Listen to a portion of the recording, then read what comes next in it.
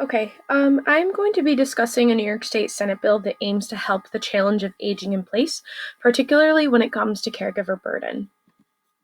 So, I'm going to be talking about New York State Senate Bill S5100, which provides a tax credit for qualified caregiving expenses to qualified caregivers.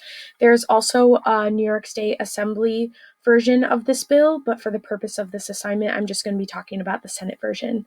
Um, and then, so a qualified caregiving expense includes services such as home health aides, adult daycare, personal care attendants, homemaker services, respite care, healthcare equipment, home modifications, and transportation, all of which help the process of aging in place. A qualified caregiver means an individual who is a New York State taxpayer for the taxable year, and they must provide care to one or more eligible qualified family members during the taxable year. And these qualified family members are considered somebody that needs help with at least one activity of daily living. The sponsor of the Senate version of this bill is Democrat Rachel May, and there are also many co-sponsors in the Senate and Assembly, all of which are Democrats as well. And the bill is currently in the Senate Finance Committee. So there are many goals of this policy. The first is promote aging in place. Aging in place allows aging adults to continue living independently in their homes. And by having the means to access these services, such as a tax credit, it will help them be able to stay in their homes if they get the services and help they need, and also keep them out of institutions such as nursing homes and assisted living facilities. Another goal of this policy is to provide support through financial relief to unpaid family caregivers. According to a news report, actually many news reports state that informal caregivers spend at least $7,000 a year out of pocket expenses on loved ones for caregiving services. And then this bill promotes or proposes to cover this cost by at least $3,500 or 50% of the tax credit, which will provide an incentive for them to get these services if they are able to get a little bit of money back for it. And then lastly, to reduce caregiver burnout. If they are able to obtain these services by having the means and money to, then ultimately it'll reduce caregiver burnout. So policy history and development. In the last couple of years, this policy has mainly been pushed by many lobbyists, one of which is the American Association of Retired Persons, also known as the AARP, acting as the primary enforcer.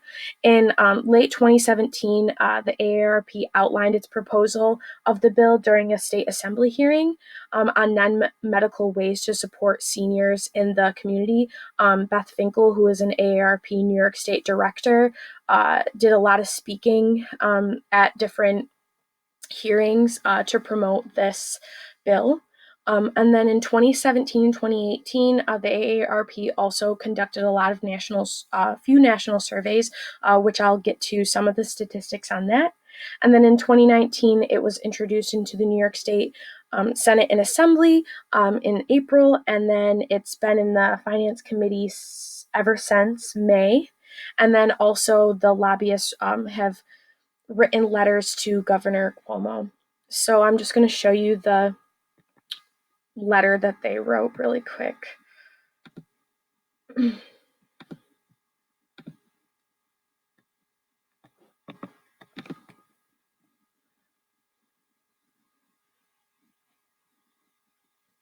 So in this letter, they kind of just outlined what this tax credit would do and why it is needed. And then they also put in here one of the surveys conducted by the AARP and showed some of the statistics. So if you pause the video and kind of read through these statistics a little bit, it'll show how much financial burden there is on informal caregivers when they're trying to provide services for their loved ones.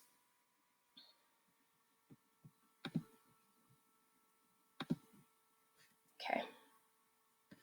And then I forgot to show you too, I also found this video on Twitter. This is Beth Finkel, who is the New York State AARP director, talking at Pierre and O'Connor Law, and she's just talking about the financial burden caregiving expenses have. Family caregivers pay out $7,000 out of their own pocket. Now, Mark was talking about the people who are middle class making $50,000 a year. Wow, that's before taxes. And then they got to pay $7,000 out for helping their family members stay at home, and they do this out of the goodness and kindness of their heart. And then when you think about that for multicultural, it becomes even more striking. We did some work on disrupt disparities. Because it's astounding what that means. So for Hispanics, it's actually 44% of their income. For African Americans, it's 34% of their income. That's scary numbers, folks. So AARP has been working on this caregiver tax credit, and I think we are getting a lot of traction, and we're hoping that we're going to be able to get a $3,500 tax credit for these families to help them. And really want to thank both May and Bronson, who are the chairs of the aging committees in each of their houses. All right, so I just thought this video was very interesting. It shows how the sponsors are pushing for the implementation of this bill. Also, I like how she kind of had a cultural aspect in this video, which is kind of interesting to think about how financial burden affects different cultures in different ways.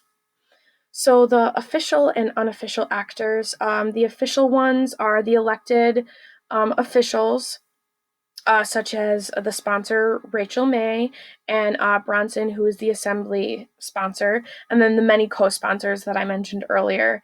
And then also the unofficial sponsors are the many lobbyist groups. Here are just a few of the primary ones, especially the AARP. But as you can see in the letter down at the bottom, many lobbyists and different organizations are in support of this bill because they signed the letter to Governor Cuomo. You can see all of them. Okay. So now I'm going to get to the policy analysis. The model I chose is the incremental model because it is the process of changing a policy slowly, one step at a time by breaking the decision-making process into small steps and making small changes at a time. There are many problems associated with caregiver burden that need to be fixed, such as it inhibits caregivers' ability to work and engage in social interactions. It inhibits their ability to maintain good physical and mental health.